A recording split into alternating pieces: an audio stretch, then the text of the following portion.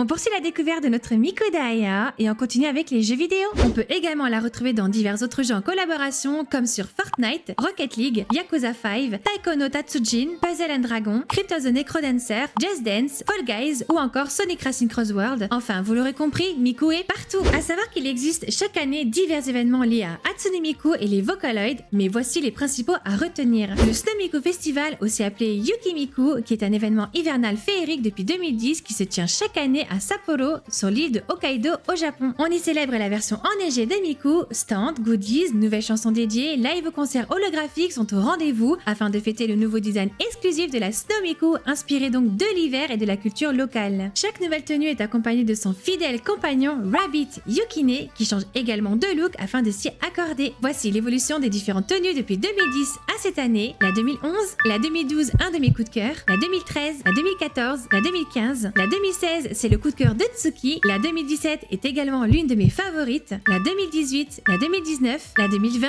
la 2021, la 2022, la 2023, la 2024 et pour finir la 2025 qui est également un gros coup de cœur pour moi. À savoir qu'il existe un concours où chaque artiste peut participer pour proposer un design de Snow Miku. Les conditions sont d'avoir un minimum 13 ans, de respecter le thème donné, d'utiliser le modèle fourni, le réaliser en format JPEG ou PNG aux couleurs RGB avec une résolution de 300 dpi minimum. Le design ne doit pas être soumis avec une licence et on peut y proposer plusieurs designs. Tout se passe sur le site de piapro.jp où il faudra se créer un compte. D'ailleurs, voici l'illustration qui a gagné pour représenter la Snow Miku de 2026. Le second événement à ne pas manquer, c'est le Magical Mirai, concert holographique et exposition interactive. Chaque été, diverses villes japonaises accueillent cet événement. Depuis 2013, Krypton organise ce rendez-vous annuel afin d'y célébrer la culture Vocaloid. Pour cette occasion, des chansons inédites ou cultes sont mises en avant, souvent produites par des compositeurs célèbres comme Deco27 ou Michi M. Là aussi, un concours est organisé afin de créer un nouveau design unique. Voici une évolution des différentes tenues depuis 2013 à aujourd'hui. La 2014,